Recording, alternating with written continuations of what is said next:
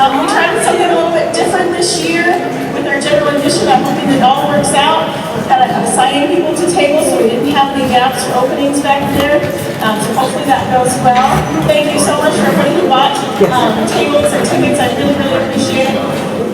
One of the things I guess I want to say is my big message for the night is that when it comes to this community, I just feel tremendously blessed to have moved here 12 years ago and have my children in this school system and in this fine arts system and this district and community as a whole. So I just wanted to share that, gratefulness for that. But also, when it comes to like our FOFA events, and even our other activities across the district, one key thing that I guess I'm really learning is if everybody does a little, nobody has to do a lot. And this event has become something that has been very well organized and smoothly run, hopefully. We'll see it after, tonight. But every year it's gotten a little smoother and a little smoother. So I just want to say thank you for all of your support in getting this event going. It's one of our bigger fundraisers for the year. Then also, please consider, if you're not a member of FOFA, please join the FOFA group, the Friends of Fine Arts here at DCG. And think about volunteering when those emails go out. I know a lot of them go out sometimes, but think about volunteering and think about that message that if everybody does a little, nobody has to do a lot. With that, I will be quiet and let the show begin. And thank you so much again.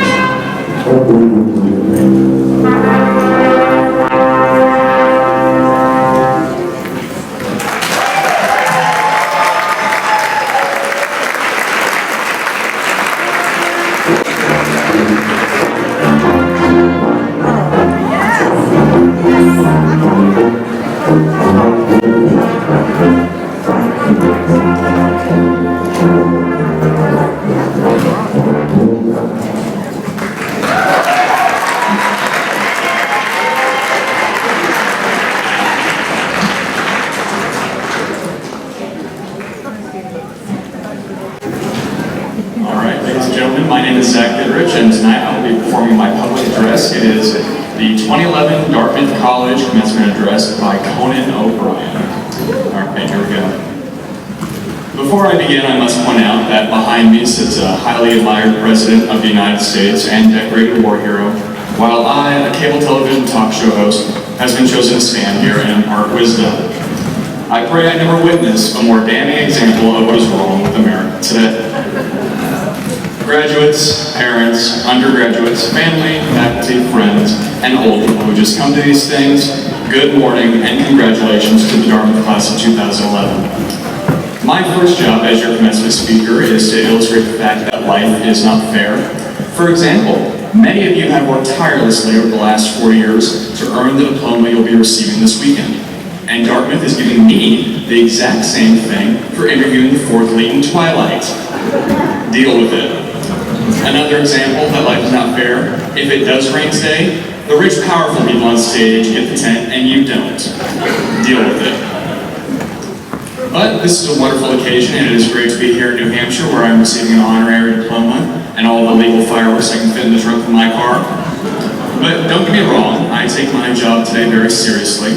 When I got the call 2 months ago to be your commencement speaker, I decided that I would prepare for today with the same intensity that many of you would devote to an important paper. So, late last night, I began. I played a few hours of Call of Duty, I drank some Red Bull, I snorted some Adderall, and then opened my internet browser. I think Wikipedia put it best when it said that Dartmouth College is a private Ivy League university located in Hanover, New Hampshire, United States. Thank you very much. But no, Dartmouth, you must raise your heads high and stand tall, for you are a fine school and you deserve a historic commencement address. And one of the cornerstones of great commencement speeches is deep, profound advice like, reach for the stars. Well, today I'm not going to waste your time with meaningless, empty cliches. No, instead I'm going to give you real practical advice that you'll be able to use over the next few years of your life. First step, adult acne lasts longer than you think. I almost canceled 2 days ago because I had a zit on my eye. Secondly, if you live off ramen noodles long enough, you will lose all feelings in your hands and your stool will become a white gel. But this is not a time for grim prognostications or negativity. No, believe it or not, I came here today because I actually have something real to tell you. 11 years ago, I gave a graduating speech to a class at Harvard, and I have not spoken at a commencement ceremony since because I thought I had nothing left to say. But then 2010 came. And now I'm here 3,000 miles from my home because I learned a hard but profound lesson, and I'd like to share it with you today. In 2000, I told graduates to not be afraid to fail. And while I still believe that, today I want to tell you that though you should not fear failure, you should do your very best to avoid it. The philosopher Nietzsche and later on Kelly Clarkson famously said that whatever doesn't kill you makes you stronger. But what they fail to stress is that it almost kills you. Disappointment stings, and for driven, successful people like yourselves, it is disorienting. What Nietzsche and Kelly should have said is whatever doesn't kill you makes you watch a lot of Cartoon Network and drink mid-price Chardonnay at 11 in the morning. Now, by definition, commencement speakers at Ivy League colleges are considered successful, but a little over a year ago, I experienced very public disappointment. I did not get what I wanted, and I left a system that had nurtured and helped define me for the better part of 17 years. But then, something spectacular happened. Fog bound with no compass and adrift, I began trying things. I did a lot of silly, spontaneous, unconventional, and seemingly irrational things. And guess what? It was the most satisfying and fascinating year of my professional life. To this day, I still don't know exactly what happened, but I do know this. I've never had more fun, been more challenged, and this is important, had more conviction. Now, how can this be true? Well, it's simple. There are few things more liberating in this life than having your worst fear realized. Now, I went to college with many people who prided themselves on knowing exactly who they were and exactly what they were going to do. At Harvard, 5 different guys in my class told me they would one day be president of the United States. 4 of them were later killed in motel shootouts. The other one briefly hosted Blues Clues before dying senselessly, and yet another motel shootout. Your path at 22 will not necessarily be your path at 32 or 42. One's dream is constantly evolving, rising and falling, changing course. Now this happens in every profession, but because I worked in comedy for 25 years, I can probably speak best about my own career field. Way back in the 1940s, there was a very, very funny man named Jack Benny. He was a giant star and easily one of the greatest comedians of his generation. And a much younger man named Johnny Carson wanted very much to be Jack Benny. In some ways he was, but in many he wasn't. He emulated Jack Benny. But his own quirks and mannerisms, along with the changing medium, pulled him in a different direction. And yet his failure to completely become his hero made him the funniest person of his generation. David Letterman wanted to be Johnny Carson, and was not. And as a result, my generation of comedians wanted to be David Letterman.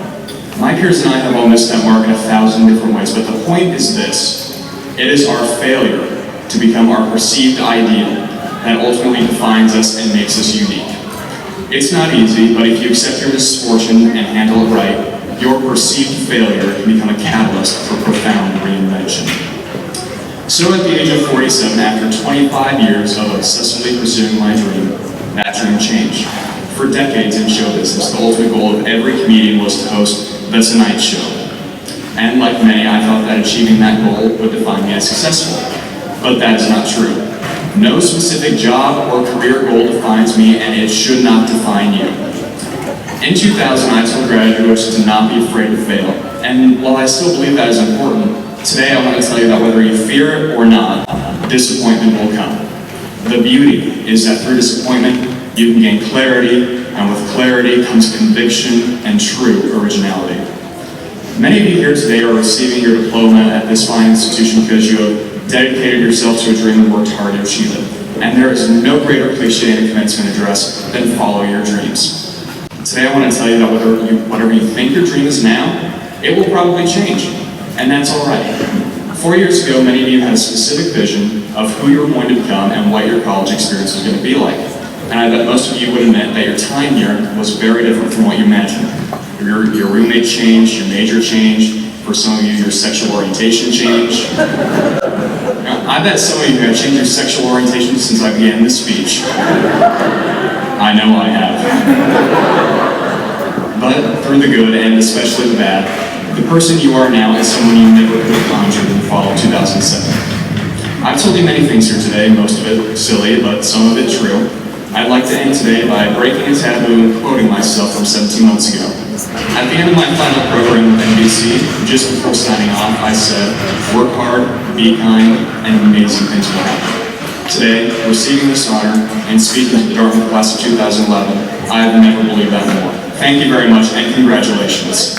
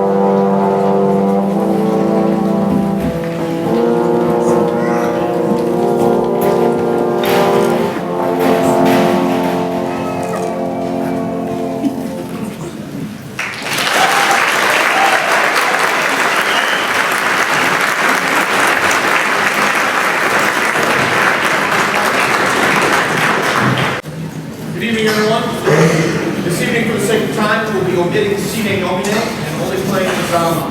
The song is about an ancient Native American culture that was destroyed in a large volcano.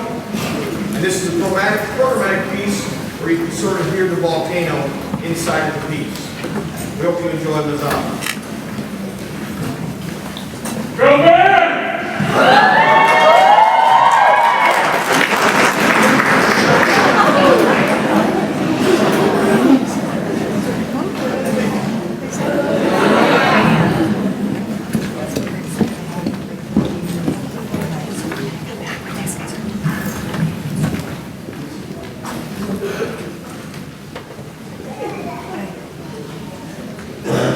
Sand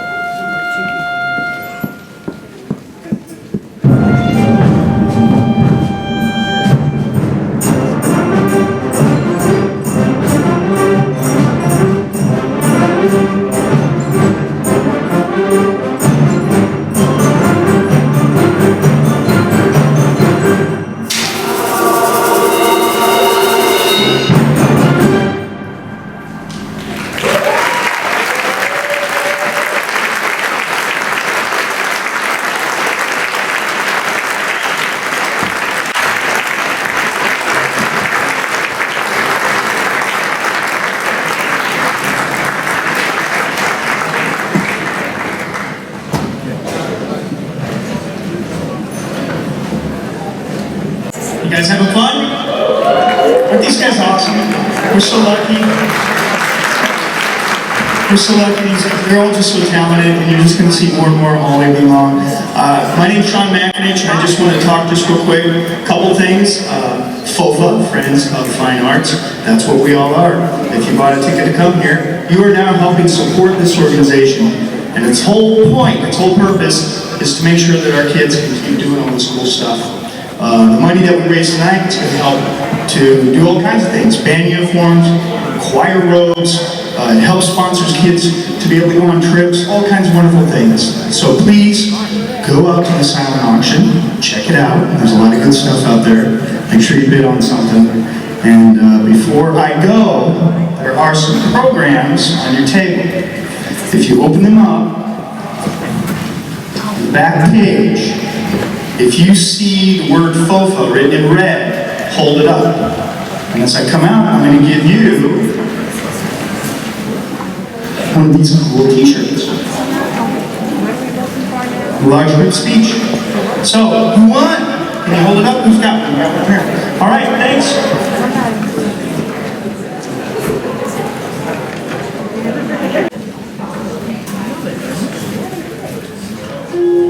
My dearest darlings, mums and papas, my dear father. There's been some confusion all around me here at Shiz. Of course I'll cancel my song, but of course I'll rise above it. For I know that's how you want me to respond, yes. There's been some confusion for you see my roommate is. I'm usually an exceedingly peculiar and altogether impossible to describe. Blonde.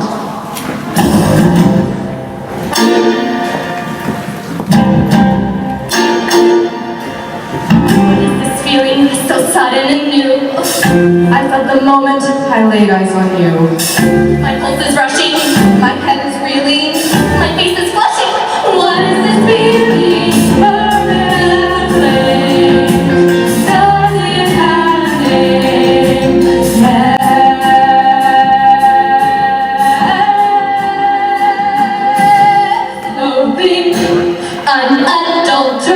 clothing for your face, your voice, your clothing.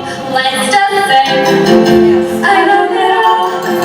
Every country, however small, makes my very flesh begin to crawl. A simple outer clothing, there's a strange exhilaration in such total detestation. It's so pure, so strong. It came on fast, still I do believe that it can last. And I will be loving, loving you my whole life.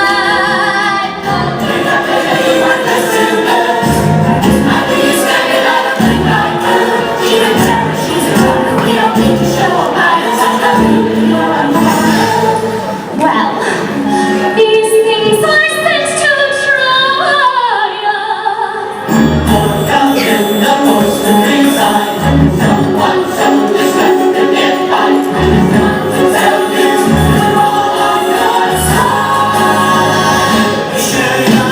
What are the feelings so sudden and new? I love the moment that later saw you. My body is rushing, my head is spinning. Oh, what is the feeling? How is it happening?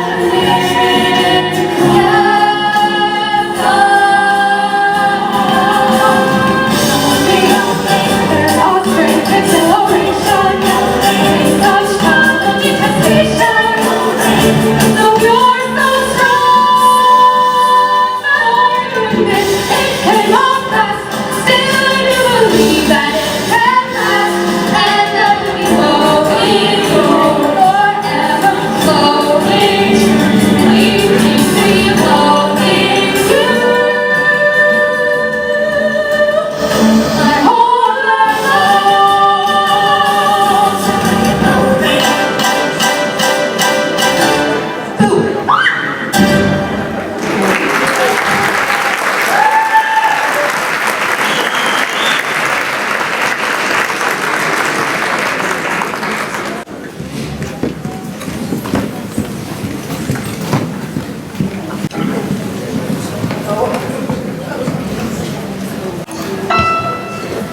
There's a boy who works at Starbucks who is very inspirational. He is very inspirational because of many things. I go in at 8:11 and he smiles and says, "How are you?" When he smiles and says, "How are you?" I can swear my heart grows wings. So today at 8:11, I decided I should meet him. I decided I should meet him in a proper formal way. So today at 8:11, when he smiled and said, "How are you?" I said, "Fine, and my name's Carol." And he softly answered, "Okay." I said, "Fine, my name is Carol, and thank you for the extra food." And he said his name was Taylor, which provides the inspiration for this poem. Taylor, the latte boy, bring me Java, bring me joy. Oh, Taylor, the latte boy, I love him, I love him, I love him. So I'd like to get my nerve up and recite my poem musical. He would like the fact it's musical because he plays guitar. So today at 8:11, Taylor told me he was playing with a band down in the village in the basement of a bar. So we smoothly flipped the lever to prepare my double latte. But for me, he made it triple, and he didn't think I knew. But I saw him flip the lever,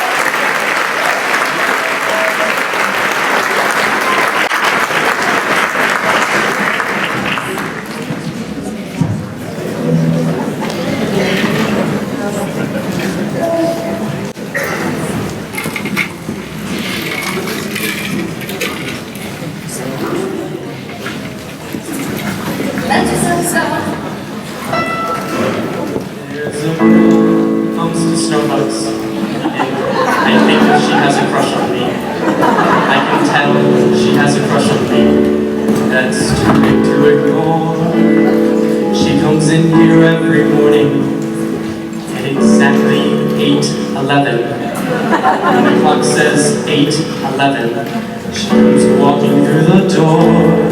So unfaithful Monday morning, she made her usual entrance. I could tell that she was nervous. She had something to say. So I smoothly flipped the lever to prepare a double latte. She said, "My name is Carol." And I came back with, "Hey." So I said, "My name is Taylor, and here's a little extra phone." When she left, I cleared her table, and I found a folded napkin with this poem.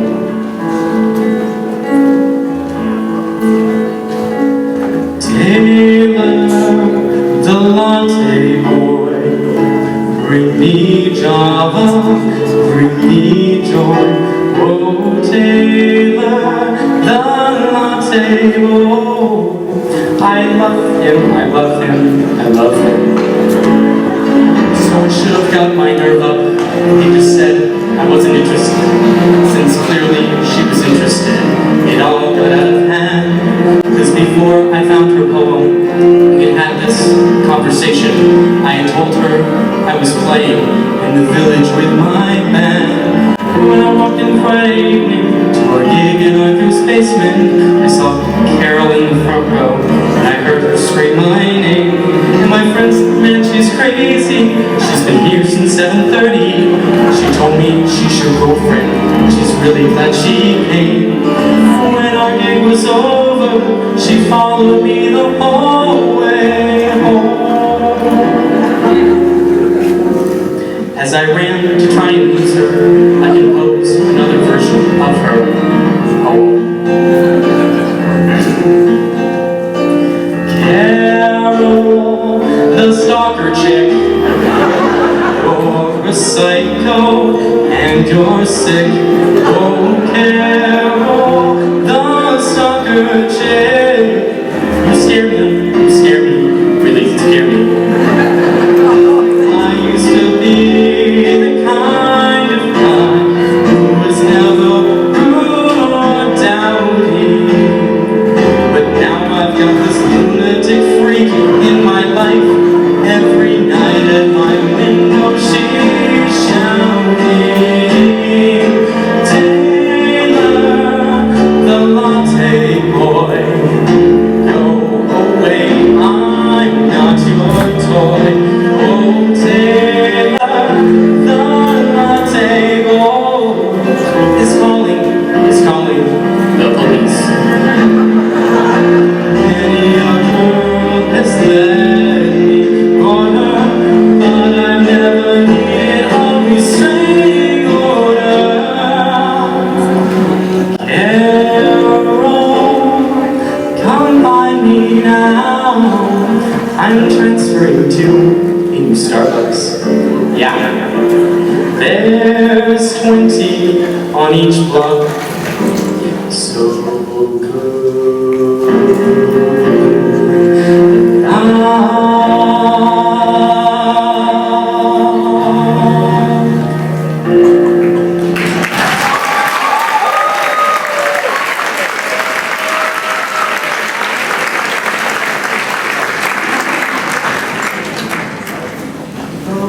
Okay, I'm going to be playing Boulevard of Broken Dreams. Go.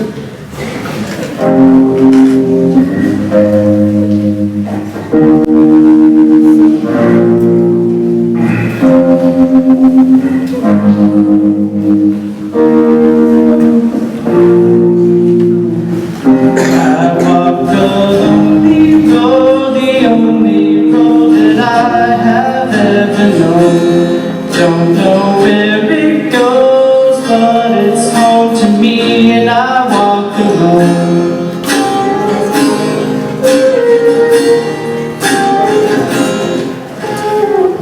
I walk this empty street on the boulevard of broken dreams, where the city sleeps, and I'm the only one, and I walk alone.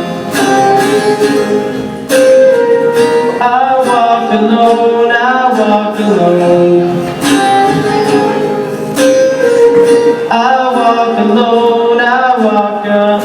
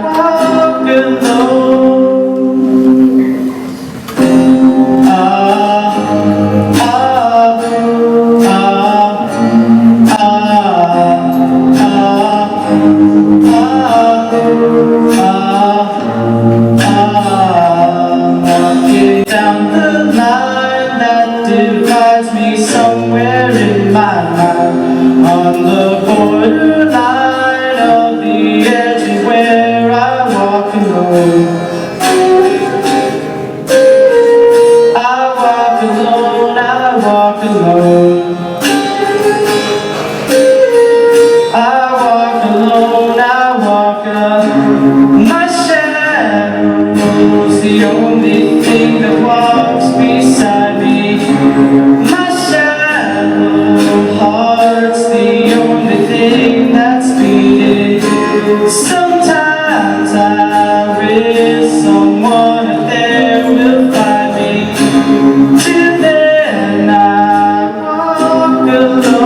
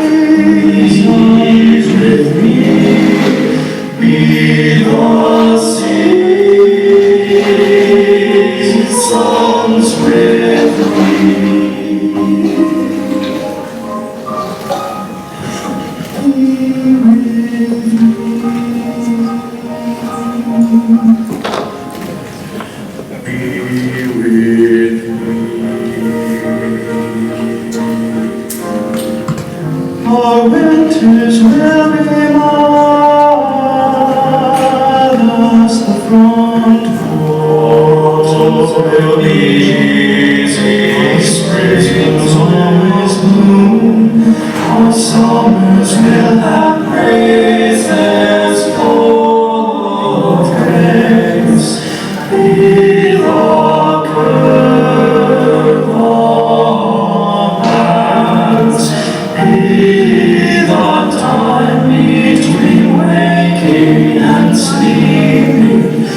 confusing,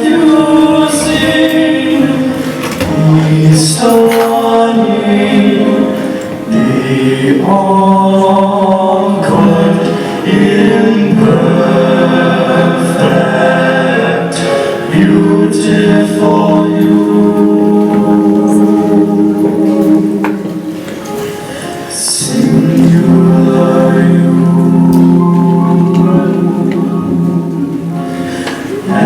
Exhaustingly complex you.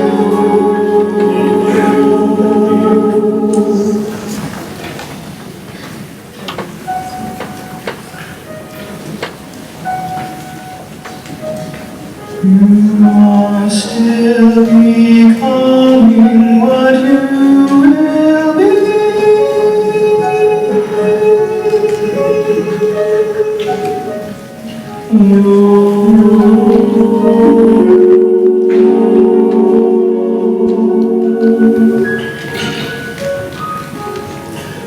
Breathe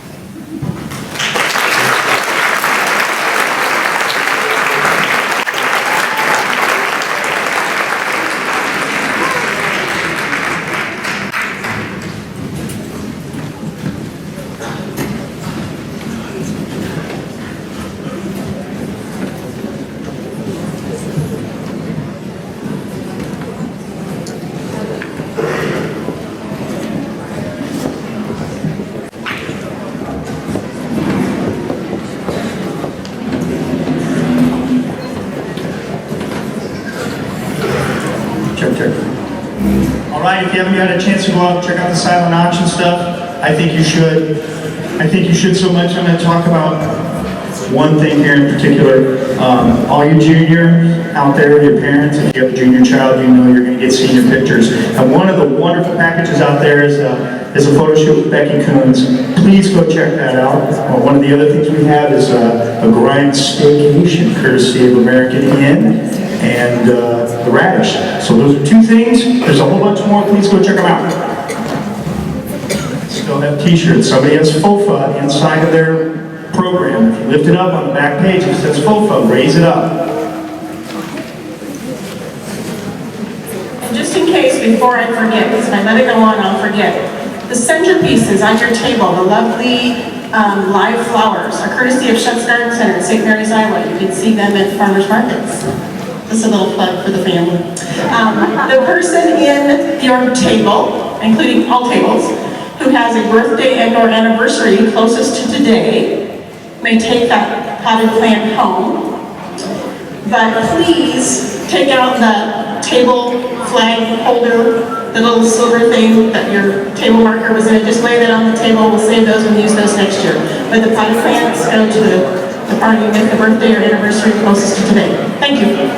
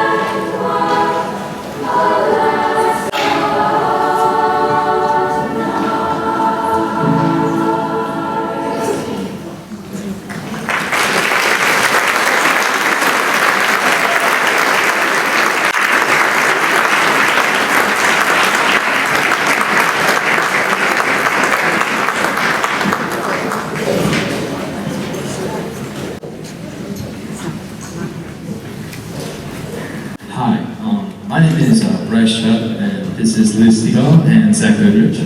We will be performing you a group improv, which is basically earlier we drew 3 situations, and we decided which situation we would do, and we came up with a little skit.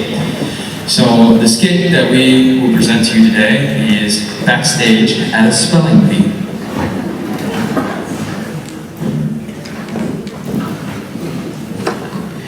Taylor, I'm gonna do so much better than you. I'm a great speller. I doubt it. Really doubt it. All right, ladies and gentlemen, you got Speller McGee in the house. I am a legend around these parts. I hope you all are excited already. I won the 4th grade spelling bee at Eugene Elementary 9 times out of 10, 9 times. Whoa!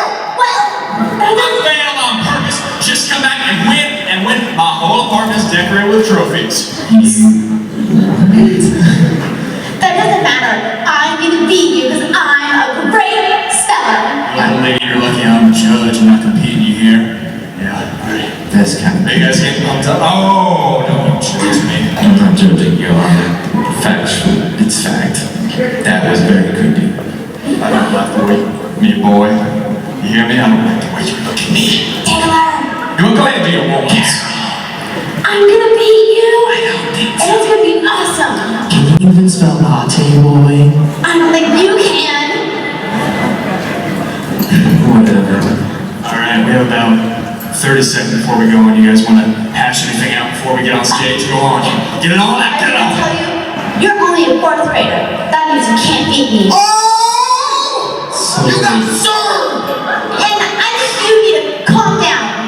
You're a 4th grader too. Yeah, but I'm a girl, which means I'm better, Taylor. she pulled the gender card. I mean, you almost got in. You didn't even fully make it in to the spelling bee. That's why I'm gonna win. One guy tripped and fell on and broke his vocal cords. That's not my fault. I mean, you tricked him, so it is. I don't know what you're talking about. I saw you. Ready to go. Are you guys ready to go? Sure. Yeah, Alright, I'm gonna win. I know it. go ahead. Let's walk on out on stage. Curtain's gonna open. Here we go. Party people, what up in the house? I'm Speller McGee. Here for the 19th time here at the Eugene Elementary School 4th grade spelling bee. Are you ready to spell? This is a spelling bee. People don't get this excited for a I'm just spelling here to win. People don't get excited because Alright. you're gonna win. I do not need your negativity. Let's go ahead and start. Our first category is going to be animals. Y'all first word? Animals are my Spell. favorite. Dog. Spell one. Dog. D-O-G. Dog. ZXY. But that's Not D-O-G. close at all. that is correct. All right, we're going to move on to our next category. Nations and places. All right, your first word in this category is going to be America. America. Wait, do you want America or America? Because there's a difference. One has an A at the beginning, the other has an apostrophe, so that technically doesn't make it a Do word. whatever you want. Just know that your choice will reflect your patriotism. Can we skip Commence this? the spelling. We're just 4th graders, but I'm gonna win. So, America. A-M-E-R-I-C-A. Correct. America. America. Correct! All right, our second place in this category is Kazakhstan. What? It is the nation east of Afghanistan and north of Pakistan. Go! What's the capital of Kazakhstan? Allahu Akbar. Can you say it one more time, please? The capital of Kazakhstan is Allahu Akbar. Wait, which one are we supposed to spell? Kazakhstan. Kazakhstan. Okay, I got this one. I'm gonna do Fine. Z. You're wrong. Okay. What? You want to sit down? Your time is done. I don't know why I'm wasting my time with amateurs. Spell right now, otherwise I'll show you how it's done. C-A-Z. No, sit down! You know what? I apologize to the audience tonight. I should not have put on these amateur 4th graders. Now you're going to Been here experience that spelling. time. We're 4th graders. How are we? You're supposed to know. This is a spell to me. This is not some little game. This I've is never life. heard that It way. exists. Where is Kazakhstan even located on a map? Which one? Do you know how to spell it? Earth. That's enough. All right, let me spell it for you guys. Spell. Kazakhstan is spelled K-E-Q. Taylor, what do you think about that? I don't think. Taylor, I think it's wrong. What? Why am I not spelling it? What's happening? You're just a dumb latte boy. My whole life is a lie.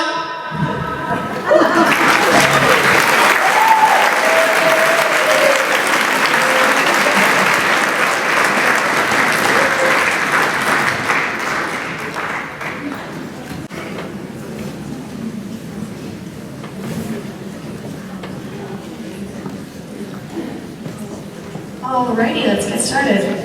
Tonight our scene starts with Fia and Jean meeting in a hospital and beginning to argue over the fact that Fia reveals information about Jean's son, Michael.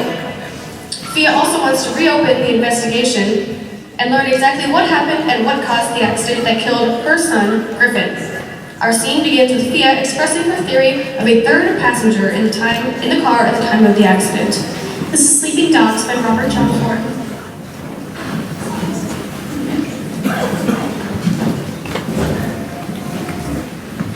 So even if there was a third person in the car at the time of the accident, explain to me why your mystery man hasn't come forward himself. I don't know. Maybe he's in shock of what happened, or he's feeling bad for not helping Mike and Griff. Maybe it's just all too painful for him to deal with. Oh, or maybe he didn't walk away at all. Maybe he got thrown from the car and he's lying dead in a ditch somewhere. Maybe your son has the blood of a second innocent victim on his hands. Is that really what you want to know? If that's the truth, then yes. I don't think it is. You are desperately trying to grasp onto any implausible theory because you don't want to face the truth about what your son did and the pain he has caused for so many people. And the truth is, whether or not you want to believe it, your son, who the toxicology report stated was high on an illegal drug, crossed over the center line while driving beyond the speed limit and crashed his hot rod into an oncoming car, killing the driver of that car on impact and causing a fire that ultimately killed himself and nearly killed his one and only passenger. My son. Jean, I know Griff. He said he would never drive while impaired again. Again. Griff had an accident shortly before classes began last fall. This is unbelievable. He was arrested for possession of marijuana. Look, he did hours and hours of community service and got his license taken away for 6 months. I know he learned his lesson. So as reward for reckless driving, he's given a new convertible. That was my ex's decision. I had no say in the matter. You are his mother, you had plenty of say in the matter. Oh, what? So I should have grounded him, taken away his keys? He hated that car. He rarely drove it. He would have sold it in a second if it wasn't a gift from his father. You know, he once told me that he would leave the keys in it with the top down, hoping someone would take it so he could get rid of it without seeming ungrateful. Well, he certainly found a way to get rid of it. Are you suggesting my son purposely crashed that car? You said yourself we need to consider the possibility. My son would never do anything to deliberately hurt anyone else or himself. So the only possibilities you're actually willing to consider are the ones that exonerate your son, even though he was driving while impaired. Yet again. We don't know that. So now you're saying the drug tests are wrong too. Drugs of any kind can be detected in the body in days, even weeks after they were taken. So even though it showed up on the toxicology report, Griff might not have been impaired on the night of the accident at all. There's the difference between your son and mine. My son would never to be impaired, period. Your son and mine drank every night they stayed at my house. And you did nothing to stop it? Jean, listen, they're in college. College kids drink. And you know, I'd rather have them drinking at home than somewhere else. So you just provided them with alcohol? Well, would you rather let me have Mike go out to buy it himself? He couldn't have. He's not of age. It's never stopped millions of resourceful teenagers before. But that's just what he is. A teenager. Gene, he's almost 20. He's an adult. Not in the eyes of the law. The law is completely arbitrary. It should be based off of a person's mental and intellectual maturity, not some random number of days after they were born. I trusted Griff. And when I spoke openly with Mike about it, I knew he could drink responsibly too. I resent you coming in here pretending to know my son better than I do. We couldn't know him better than his own mother, but we can't possibly know everything about our sons, nor should we. No, but I do know that my son never lied, drank, or skipped class until he met your son. You must be so proud of the influence you left on Michael. I am. Because Griff taught Mike how to enjoy life, not to fear it. Your son taught my son to do foolish things. Really? Like, let's see, think for himself? Like be his own person and not who his parents think he should be? Gee, we can't live our children's lives for them. No, but we can provide them with proper morals and values. We can teach them to respect and honor the law. And you think I didn't? Would we be in this situation if you had? You have no right to question my parenting. Parenting is about raising your child in a good Christian environment. It's about teaching them rules that are a bit more universal than you shouldn't fly your plane after dark. It's also about honest communication and respect. Oh, but according to you, children are prone to telling their parents little white lies like, "Oh, I'll never drive while impaired again, Mom." Maybe you didn't know your son as well as you thought you did. Really, and what does it say about your relationship with your son if he had to hide something as mundane as going to Seattle for a weekend? Mrs. Fisher, I don't know how you got in here in the first place, but I think it's time that you leave. Jean, I told you my name is not Mrs. Fisher. What God has joined together, let man not separate. Wow, and here come the Bible quotes. Well, it's clear you're not going to help me now, so yeah, I think we're done here. You know, when you came here, and I realized who you were, I thought you might have come to, you know, seek forgiveness for what your son did to mine. But instead, you came here to see if and when Michael will be able to refute your claims. What? Yes, it's all starting to make sense to me now. If Michael doesn't survive, you can build a legal defense around this idiotic theory that there was some third person in the car, someone else you can blame for what your son did. Jean, you don't want Michael to recover, do you? I want what's best for him. You want what's best for you. Really? And letting your son suffer is what's best for him? He's not suffering, right? Because he was blessed with 3rd and 4th degree burns. Do not mock my faith. What kind of God inflicts such blessings on his creation? What kind of mother wants her own child to die? If it's your son's time, he deserves to leave this earth with dignity. Let him be remembered for what he really was that night. A hero, a fool. I thought you said Mike was taught to help others. My son's name is Michael, not Mike. And my son's name is Griffin. And you haven't said it once since I got here, and I'm not going to leave until you say it. Say Griffin. He's talking.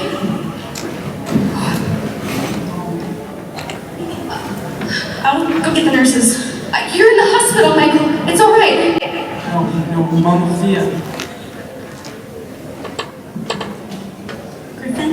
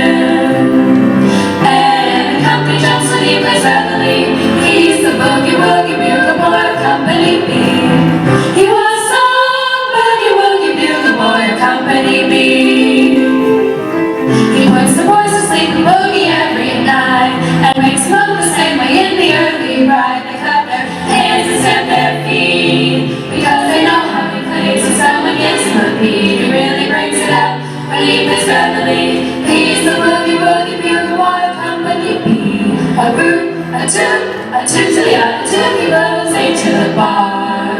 We boogie rhythm, we can't blow a note unless the bass and guitar's playing with them. And the company jumps and he plays reveille. He's the boogie woogie bugle boy of Company B.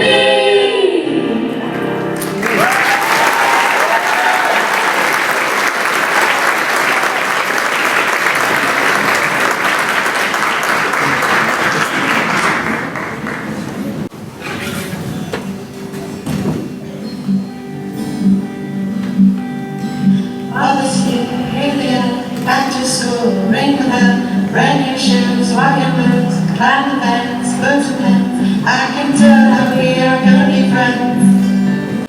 I can tell that we are gonna be friends. Walk with me, Susan B, through the park and that tree. We will rest upon the ground, look at all the bugs we found. Safely walk to school without a sound. Safely walk to school without a sound. Here we are, no one else. We walk to school all by ourselves. There's other uniforms, chasing all the answer words. We clean up and now it's time to learn. We clean up and now it's time to learn.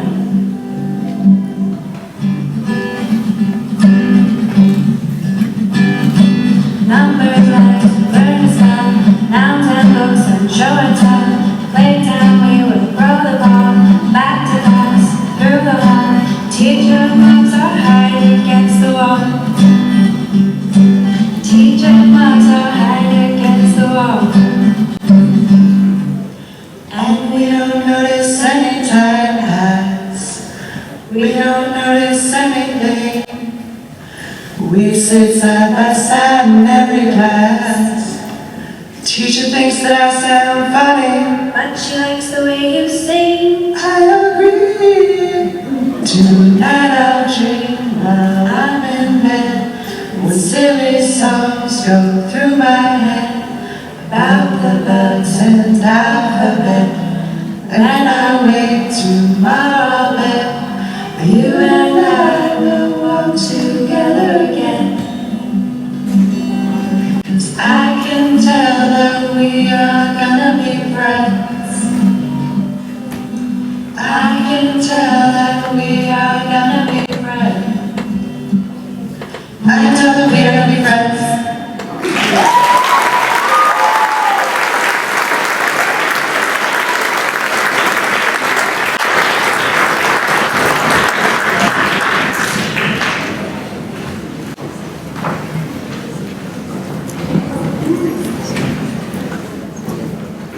Cinnamon buttons, okay. That's nice, they got everything ready. Hi, I'm John Travolta.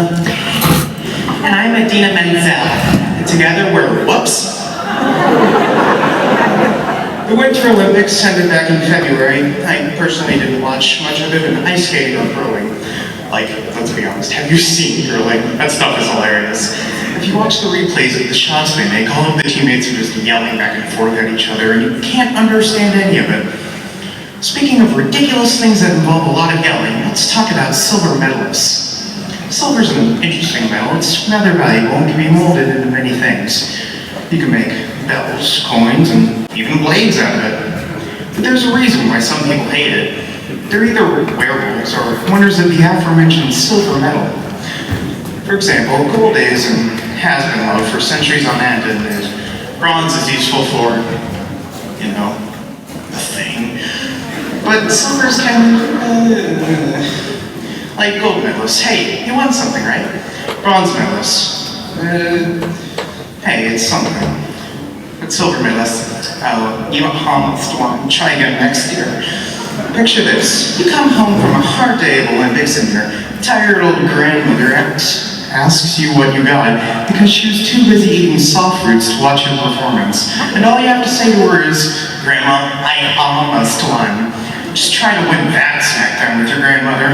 She's not the nice one either. She's the one that comes to your house and corrects everything you haven't cleaned yet. You sit there just like, Grandma, get to it, just chill. And by the time you're done speaking, she's cleaned basically your entire house. Speaking of arguments, let's move on to the most insidious, foul, heart-wrenching, excruciatingly painful argument to have. Does anyone here play a little devil's masterpiece that's referred to as Monopoly? Monopoly, you know, the reason you didn't speak to your second cousin at that last family reunion you went to. The reason you were uncomfortable whilst watching your grandmother cook after you forced her to sell you Boardwalk. The silence at the dinner table while you're surrounded by vaguely elated and slightly drunk people, just because you know how to run an economy in the world of owning all of the railroads on the board. The piercing gazes that get shot your way after dinner while you're doing the dishes. It was their fault. They never should have played Monopoly with a business major. I used to have a penny bid right here, but I took it out because it didn't make sense. If you don't like puns, you're wrong. I had my first Greek yogurt the other day. It was alright, but I didn't know you were supposed to mix it up first. So I got to the bottom and my room just kind of fills up with blueberries and I'm like, how do I eat all of these? It felt like when someone offers you a chip and they point the bag toward you and you stick your arm in there and try to grab one, but you can't find any and they're just staring at you and you start sweating and panicking, but you just can't find a chip. You look into their eyes and they resent it because they didn't think your sweaty hands would be there for that long. They were just trying to be nice. And your sweat gets on the chips and it's super awkward, just like those pauses on the news. And add a chip with the weather. Thanks, Kate. My mom loves to take photos of my dogs. I have 2 females. Dogs, not humans. That do weird things. For example, Molly, my black Latinx, likes to stick her butt up in the air all the time. It's kind of a personal issue. We spent the last month preparing an intervention for her. My other dog, Roxy, just barks up the wrong tree all the time. She likes to be bossy and act like she's all that. She's basically the epitome of a teenage girl. While on the other hand, Molly is like a puppy in an adult dog's body. English. So at least she doesn't act like a human. Roxy does do one dog thing though. Shed. Around our house it's like a mix of scorpions and Willow Smith. Rock me like a hurricane.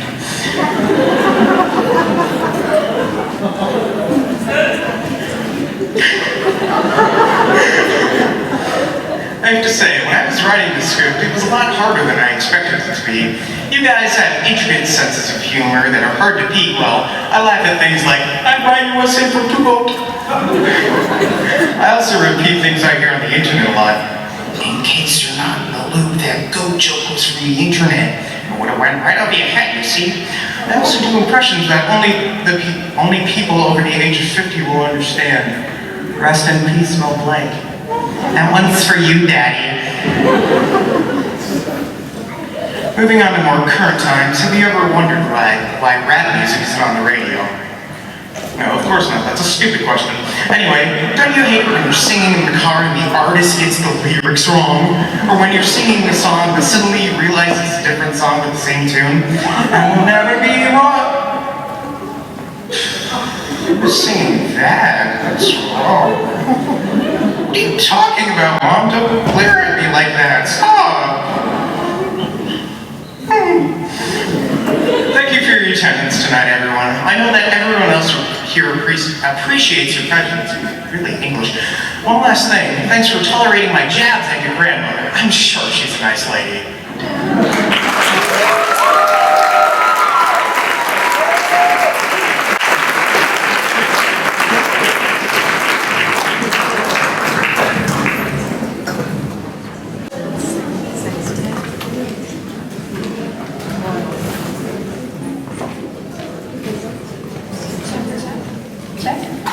Check test. Check.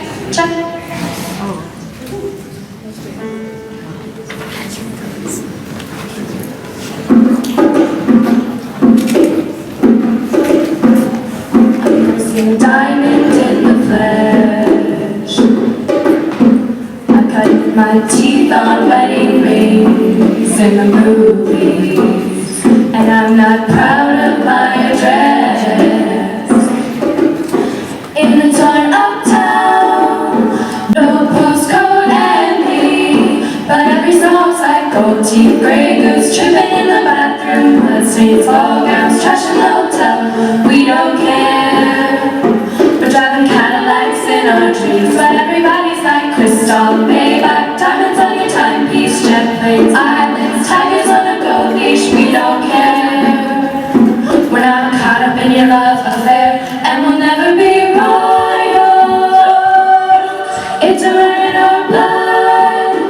Looks just being us. We crave different kinds of us. Let me be your ruler. You can call me Queen Bee, and maybe I'll rule.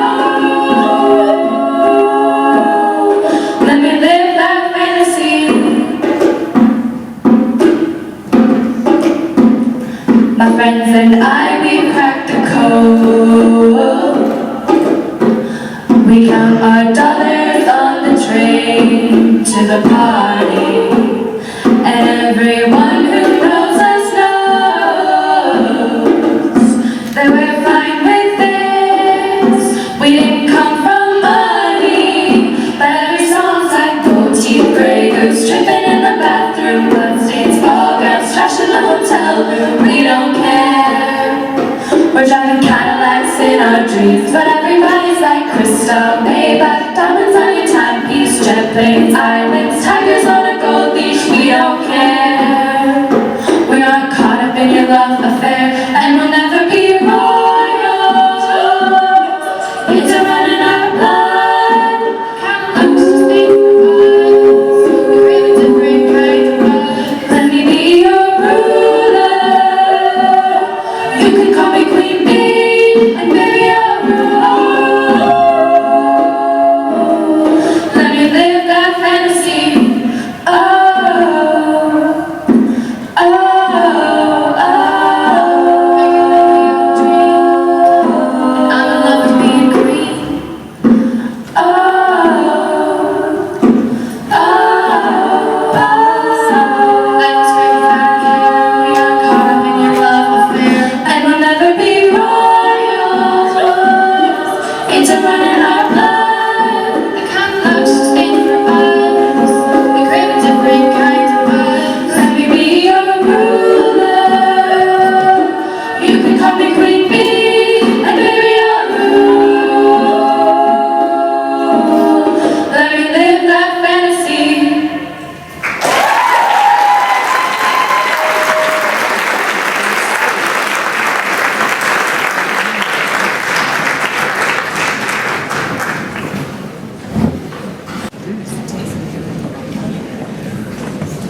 Okay, the silent auction is going to be over soon. This is your last chance. As long as we're in the gym, it's still going. You still have time to get out there.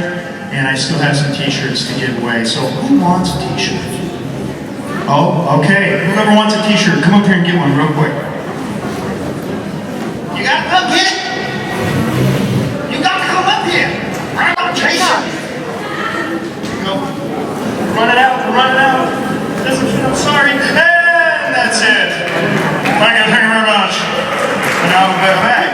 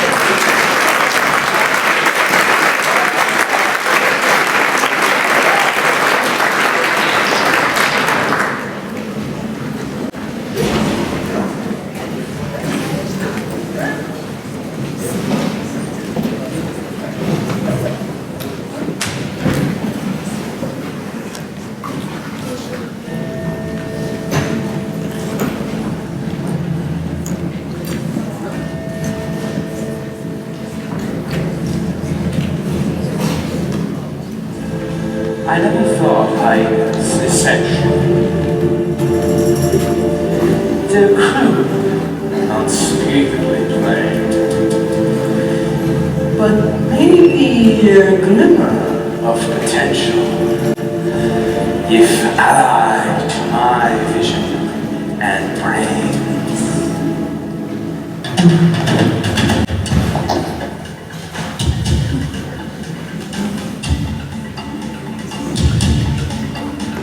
I know that your powers of retention are as wet as a warthog's backside, and thick as you are.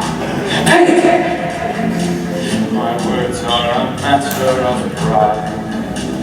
It's clear from your vacant expression, the lights are not all on upset. But we're talking kings and successions. Even you can be caught unaware. So prepare for the chance of a lifetime. Be prepared for sensational news. A shining era is tiptoeing era, and where you feature, just listen to teacher. I know it sounds sordid, but you'll be rewarded when at last I am given my dues. And injustice deliciously squared, be prepared. It's great that we'll soon be connected by him who'll be long time ago. Of course, you're expected to take certain duties on board. The future is littered with prizes, and though I may not receive, the point that I must emphasize is you won't get a sniff without me. So prepare for the coup of the century. Be prepared for the murkiest scam. Meticulous planning, tenacity spanning, decades of denial is simply why I'll be king undisputed, respected, saluted, and seen for the wonder I am. Yes, my teeth and ambitions are there. Be prepared. Yes, my teeth and ambitions are there. Be prepared.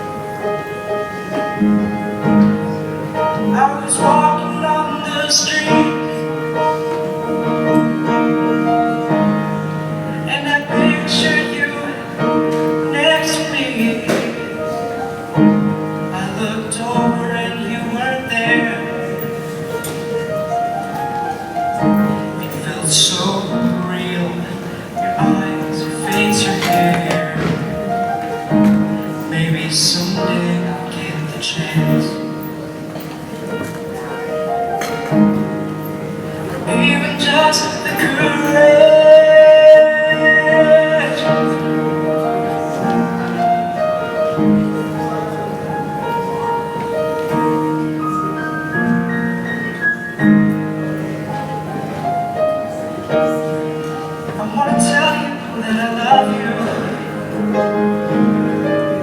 These feelings that I have won't go away. This song was meant for you to hear. I hope you listen, yeah. I hope you listen, my dear. If I told you I loved you, or say you love me too, would I leave with a broken heart, or with our hands stuck like glue? Will you tell me that you love me too? This I promise you. Oh, this I promise you.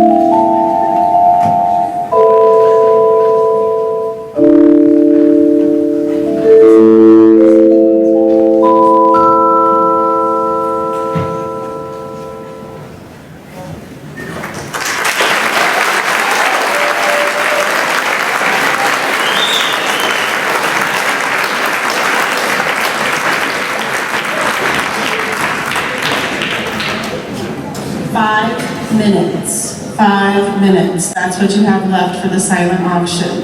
So not that I'm encouraging you to scurry up there and miss this last act in here, but 5 minutes for the silent auction to end. We will be starting the all-state honored short film in about 15 minutes after this last group finishes up in here. So if you're interested in seeing that, get into the auditorium as soon as you can, but 5-minute warning on the silent auction. Thank you all again for coming. I know it's been a long show, but we have just so many talented kids. It's just amazing to showcase them. So thank you.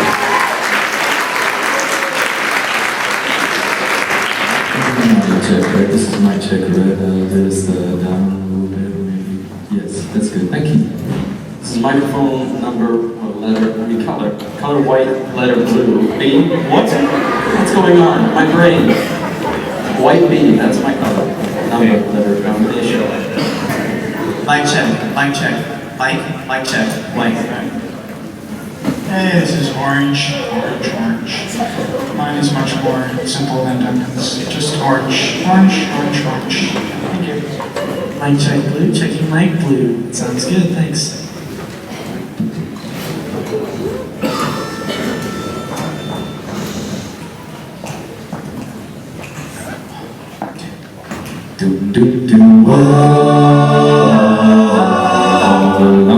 For the longest time. Whoa, for the longest time. You said goodbye to me tonight. There would still be music left to write. What else would I do? I'm so inspired by you. This hasn't happened for the longest time. For the longest time. Whoa, for the longest time. Once I thought my innocence was gone. Now I know that happiness goes on. That's where you found me when you put your arms around me. I haven't been there for the longest time. For the longest time. Whoa, for the longest time. I'm that voice you're hearing in the home, and the greatest miracle of all is why I need you and why you need me. This hasn't happened for the longest time. Maybe this won't last very long, but you feel so right, and I could be wrong. Maybe I will try you tomorrow. I've gone this far, and it's more than I hoped for. Who knows how much further we'll go? Maybe I'll be sorry when you're gone. I'll take my chances. I've got nights and chances. I've been there for the longest time. I had second thoughts at the start. I said to myself, hold on to your heart. Now I know the one that you are. You're wonderful so far, and it's more than I hoped for. I don't care what consequence it brings. I have enough of a mess of things. I want you so bad. I think you ought to know that.